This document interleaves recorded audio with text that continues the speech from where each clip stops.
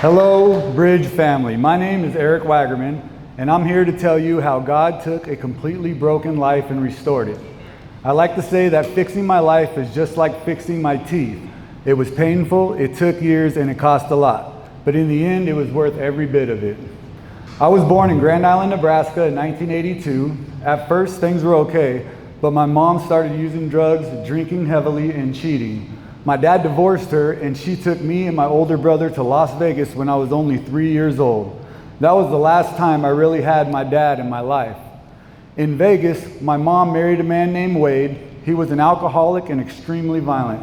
I watched him beat my mom for years. He'd break glasses over her head, dump food on her, and one night he knocked her out cold on the porch. My brother and I hid in the closet and called the police. Those years left deep scars on all of us. When I was around 10 or 11, my mom finally got the courage to leave him. We spent nights sleeping in the car at the Salvation Army parking lot. She sent us to Nebraska to live with our grandparents. Later, my dad took us to Albuquerque, but things were unstable there too. My mom disappeared on us for 2 years, changed her phone number, and that rejection crushed me. By 12, I was drinking, smoking weed, and soon using meth. I ran away from home, got into fights, and stayed with terrible people. At 15, my mom left me and my brother to live alone in an apartment in Vegas while she went back to her boyfriend. Somehow, I still graduated high school, and I tried college in Phoenix, but when my loans ran out, I fell right back into addiction. For the next 20 years, my life was a revolving door, jail, prison, over and over. I went to jail 26 times.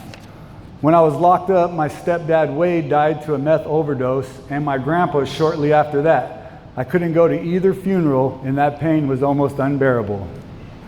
The last time I got out, I had nothing. All my clothes were stolen, I had no money, no driver's license. It was suspended for 16 years, and I was facing another long prison sentence on a second burglary charge. I sat in the cell thinking maybe I really am a bad person who belongs here.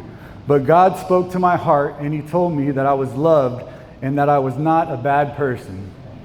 By 2019, God actually spoke to me. I heard His voice clearly. He said, "What are you doing?"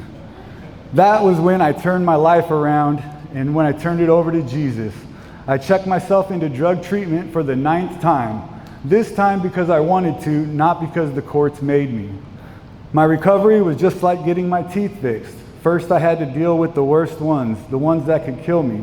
That was taking care of all my warrants and legal problems so I wouldn't go back to prison. Then came the cavities. That was fixing my credit. 10 years ago, my credit score was around 400. I owed debts to multiple people in multiple states, and I just started knocking them out one by one, smallest one first, slowly working my way up. Finally, after all that work and pain, I got my new teeth, my partial dentures. That's when the good part came. That's when God restored my life. I got serious about my plumbing career. I earned my journeyman plumbing license, then my master plumbing license. I moved to Lincoln, joined the union, and now I make a really good living. I bought my own house, got my family back, and today I have 3 beautiful kids. I'm even getting ready to open my own plumbing business, and my credit score is over 800. Today I have a good relationship with my dad, and I'm proud to say that my mom has been clean for 20 years. And before Wade died, he changed his ways and apologized to my brother and I.